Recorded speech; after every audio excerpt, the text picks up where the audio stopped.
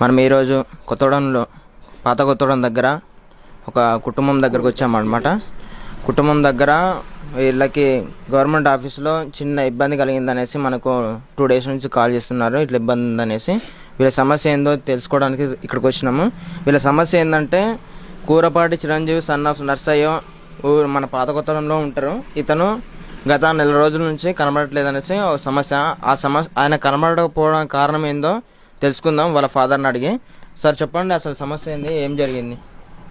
మనుగురులో 4 సంవత్సరాల నుంచే ఉంటున్నాం సార్. మేము టేకులపల్లి నుంచి ట్రాన్స్ఫర్ అయిన మనుగురికి వచ్చాము. వచ్చిన తర్వాత 4 సంవత్సరాలు అయింది. 4 సంవత్సరాల నుండి మా బాబు డిఏలు టీఏలు ఇవన్నీ అడుగుతున్నాడు. అడుగుతూ ఉంటే చేస్తాను అనుకునేసి మొన్నటి వరకులనక అలా ఉంచిన తర్వాత నన్ను ఏమన్నదంటే, మీ అబ్బాయికి అవన్నీ చేయాలంటే ఎస్ఆర్ రాయాలంటే నాకు ₹1,00,000 కావాలని అడిగింది.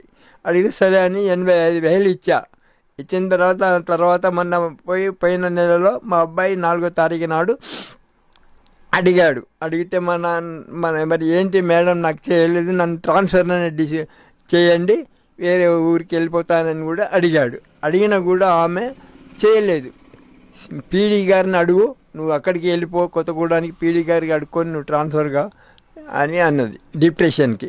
అని అంటే సరే మంచిదని ఇక్కడికి వచ్చి పీడీ గారిని అడిగితే పీడీ గారు ఏం చేశారు, సరే ఓకే అని అనేసి పీడీ గారు ఆమె లెటర్ పెట్టేది అక్కడ ఇది డిప్యుటేషన్కి పెడితే ఆ లెటరు అక్కడ యూడీసీ గారు ఇవ్వలేదు.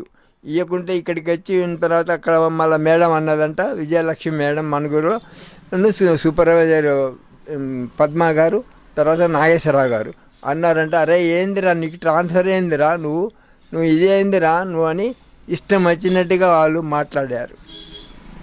పీడీ బాగా మాట్లాడిన తర్వాత ఆ తర్వాత వచ్చింది ఇంటికి.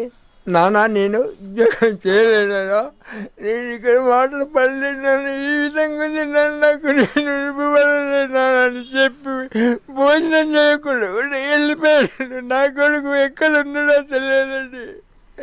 ఆ విజయలక్ష్మి పద్మావని నా టార్గెట్ చేసిన ఆఫీసులో బాగా నా కొడుకుని ఎక్కడ ఉంచారో తెలియదు. నాకు దయచేసి నా కొడుకు నింపేయాడు.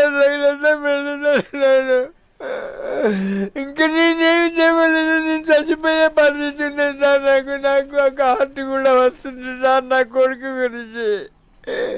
నా కొడుకు ఎక్కడ ఉన్నాడో ఏం చేస్తాడో నాకు తెలియదు సార్. నా కొడుకు మీ బాబు